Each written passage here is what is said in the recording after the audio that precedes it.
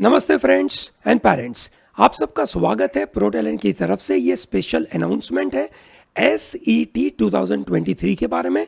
पूरा admission detail में आपको समझाऊंगा। एग्जाम की डेट कब है, सिलेबस क्या होता है इस एग्जाम का, और उसकी तैयारी में हम क्या क्या छोटी छोटी चीज़ों का ध्यान रखें।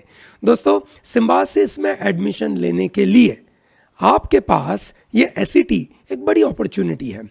BBA के लिए अगर आप तैयारी करते हैं तो हम श्योर आप IIM IPM की तैयारी करते होंगे, आप NMIMS की तैयारी करेंगे, आप सिम्बायोसिस की भी तैयारी करेंगे। दोस्तों, Symbiosis group of colleges they are considered to be top ranking colleges in the country for management admission.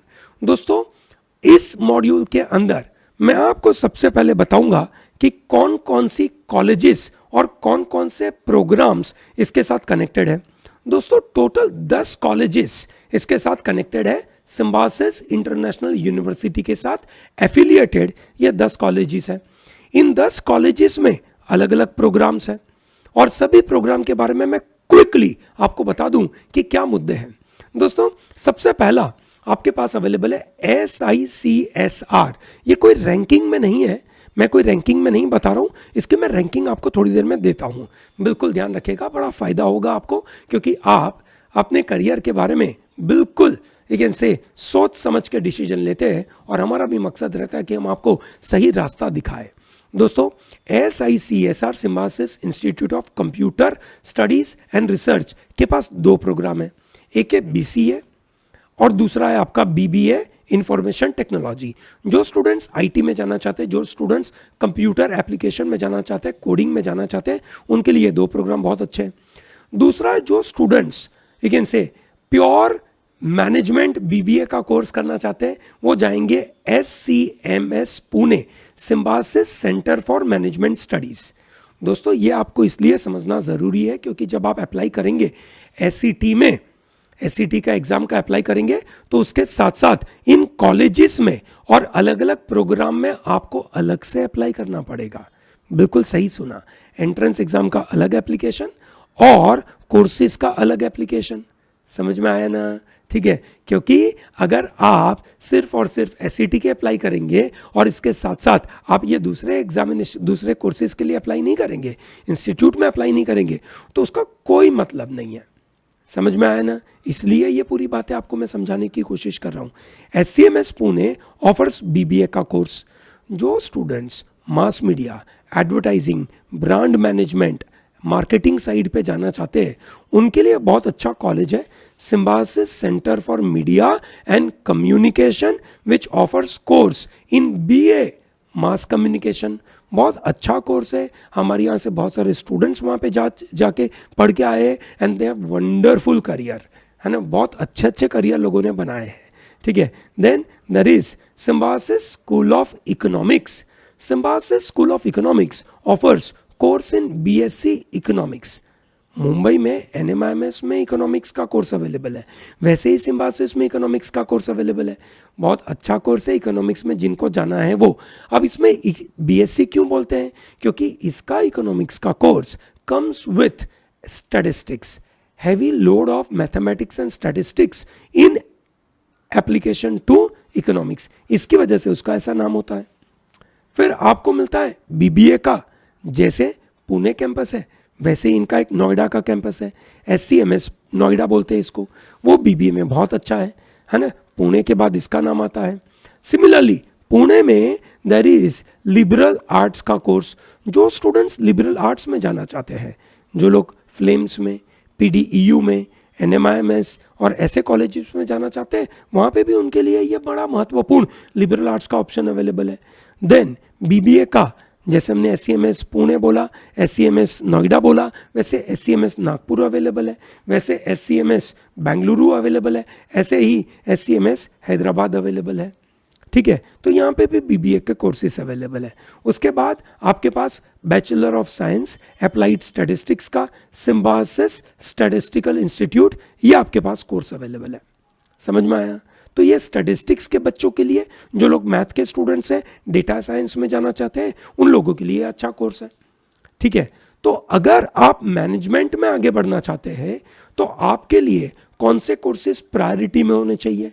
अगर आप मैनेजमेंट एजुकेशन में जाना चाहते हैं तो आपका प्रायोरिटी होगा SCMS पुणे सबसे पहला, दूसरा आपका होगा SCMS नोएडा, उसके बाद आपका तीसरा ऑप्शन होगा SCMS हैदराबाद, फिर चौथा बेंगलुरु और पांचवा आपका नागपुर होगा।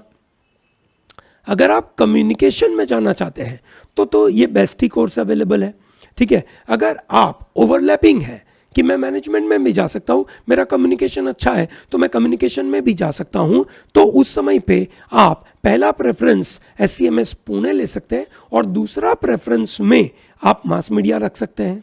समझ में आया दोस्तों। अगर आप यू कैन से मैनेजमेंट और इकोनॉमिक्स में इंडिफरेंट है और मैनेजमेंट और इकोनॉमिक्स दोनों में जाना चाहते हैं तो आप पहला प्रेफरेंस SCMS पुणे दे सकते हैं और दूसरा प्रेफरेंस आप SSE Pune that is Symbiosis school of economics को दे सकते हैं। समझ में आया दोस्तों, है ना। अच्छा, आप में से कुछ लोग मैनेजमेंट फील्ड में और IT में इंडिफरेंट है तो पहला प्रेफरेंस आपने SCMS पुणे दे दिया और फिर दूसरा प्रेफरेंस आप BBA IT को दे सकते हैं। समझ में आया ना दोस्तों, ठीक है। हावेवर जो आपका BBA पुणे का है उसका कट ऑफ बहुत ऊपर रहेगा, ठीक है। BBA IT का कट ऑफ काफी नीचे रहेगा, ठीक है। अगर आप BBA में जाना चाहते हैं तो पुणे फिर नोएडा, ठीक है, उसके बाद आप IT रख सकते हो, ठीक है। तो ये सब आपको सोच समझ के डिसीजन लेना पड़ता है। ज़्यादातर सब जगह पे अप्लाई करना चाहिए, ये मेरा मकसद रहता है कि भाई आपको जहाँ जहाँ भी इंटरेस्ट है सब जगह पे, अगर आप BBA में इंटरेस्टेड है तो BBA के सब कॉलेजेस भर दीजिए, साथ में आप अपना स्कोर भी देखिए ना। अगर आपका स्कोर अच्छा आता है ना, आपके मॉक टेस्ट में स्कोर अच्छे आते हैं, बिल्कुल इसको आप अच्छी तरीके से लीजिए, है ना, ये बिल्कुल काम का है।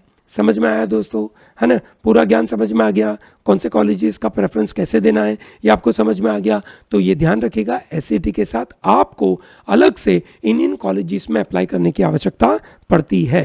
दोस्तों प्रोसेस क्या होगा, इस एग्जाम का स्ट्रक्चर क्या होगा और पूरा सिलेक्शन प्रोसेस कैसा है। पूरा सिलेक्शन प्रोसेस के अंदर सबसे पहले आपको मई महीने में SAT का एग्जाम लिखना है, उसके बाद आप शॉर्टलिस्ट करे जाएंगे, इसका रिजल्ट आएगा 24 मई के आजू बाजू। उसके बाद आपको शॉर्टलिस्ट किया जाएगा, शॉर्टलिस्ट किए हुए बच्चों का पर्सनल इंटरव्यू और रिटन एबिलिटी टेस्ट लिया जाएगा, है ना। आपका PI और वेट लिया जाएगा, PI और वेट के बेसिस के ऊपर आपका फाइनल सिलेक्शन होगा। उस सिलेक्शन क्राइटेरिया में किस तरीके से सिस्टम होगी 2 मिनट में बताता हूं। पहले रिटन एग्जामिनेशन का स्ट्रक्चर क्या होगा उसको समझते हैं। दोस्तों ये एग्जाम आपकी 2 बार होगी, आप दोनों बार दे सकते हैं। मई 6 को होगी और दूसरी होगी मई 14 को। 6 मई और 14 मई को, ये 6 May is a Saturday, 14 May is a Sunday, और ये होगी आपकी मॉर्निंग टाइम पे 11:30 to 12:30 PM पे, और ये आपको देने जानी है कोई सेंटर पे। कंप्यूटर बेस्ड एग्जाम होगी। कैसी एग्जाम होगी? Computer based. इसमें टोटल 60 क्वेश्चंस आएंगे, आपको टोटल 60 मिनट का टाइम मिलेगा, कोई नेगेटिव मार्किंग नहीं है। और इस एग्जाम में टोटल 4 सेक्शन है। जनरल इंग्लिश के 16 क्वेश्चंस, क्वांटिटेटिव के 16 क्वेश्चंस, जनरल अवेयरनेस के 16 क्वेश्चंस, एनालिटिकल और लॉजिकल रीजनिंग के 12 क्वेश्चंस। मतलब शायद ये 12 क्वेश्चंस टफ हो सकते हैं क्योंकि इन्होंने कम क्वेश्चंस डाले हैं, है ना, ठीक है। मतलब तैयारी तो करनी पड़ेगी।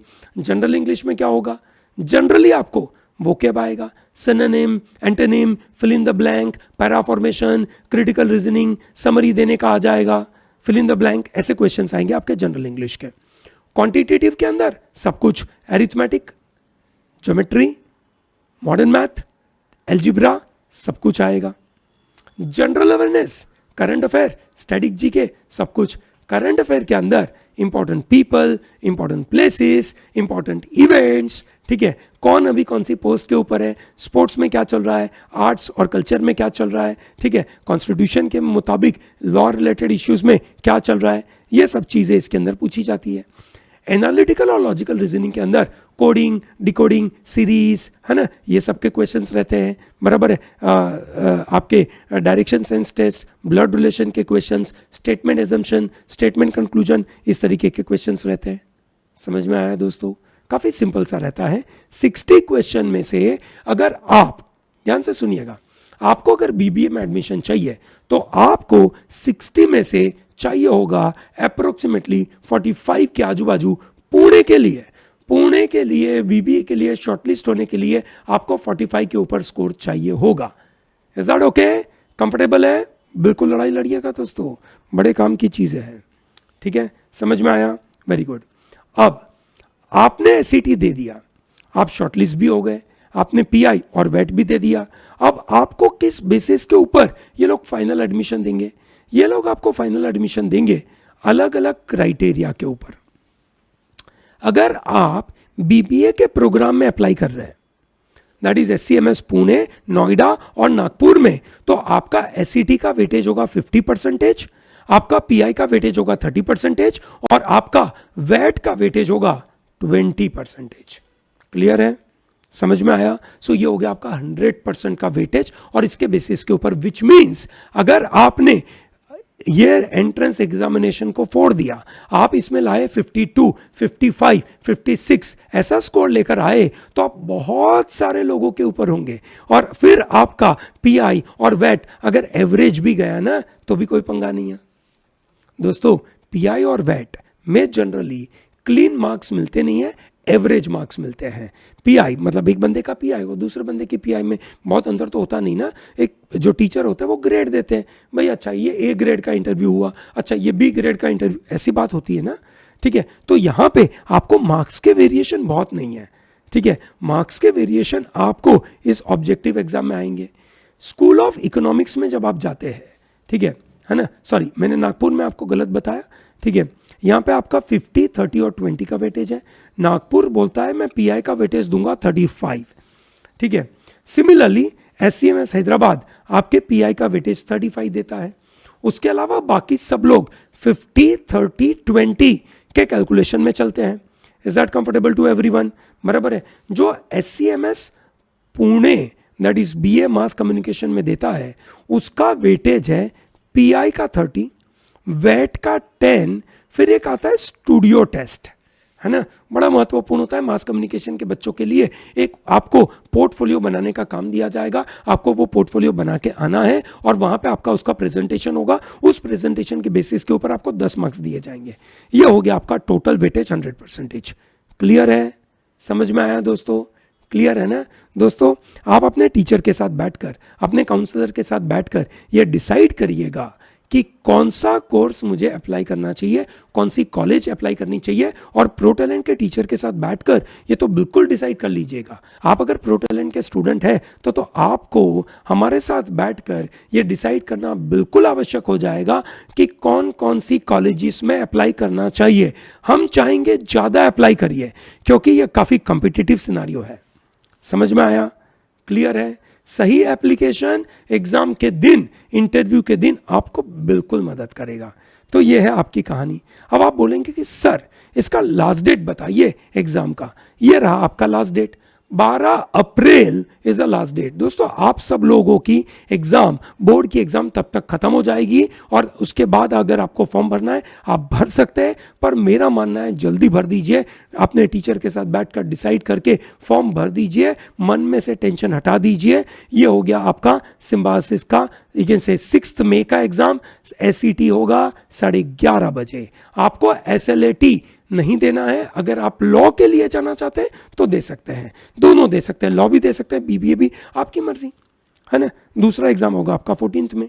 24 मई को आपका रिजल्ट अनाउंस होगा, ठीक है। और 24 मई के बाद फिर आपके इंटरव्यू के प्रोसेस चलेंगे और प्रो टैलेंट आपको इंटरव्यू में मदद करेगा, पूरा end to end. Don't worry about it. समझ में आया दोस्तों? क्लियर है? चलिए बहुत अच्छी बात है। तो दोस्तों ये था प्रो टैलेंट की तरफ से पूरा गाइडेंस। अगर आप IIM IPM की तैयारी कर रहे हैं, एनपेट की तैयारी कर रहे हैं, सिम्बायोसिस की तैयारी कर रहे हैं, क्राइस की तैयारी कर रही है, आइए प्रो टैलेंट को ज्वाइन करिए, क्योंकि प्रो टैलेंट आपको बिल्कुल मदद करेगा। हमारी वेबसाइट है protalentdigital.com, वहाँ पे अच्छे अच्छे कोर्सेज है, ज्वाइन करिए और बेनिफिट लीजिए प्रो टैलेंट की अच्छी क्वालिटी का।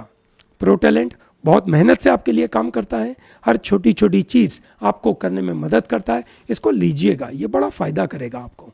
Is that very clear to everyone? चलिए, great. Thank you very much for joining with us and all the best for your preparation for SET।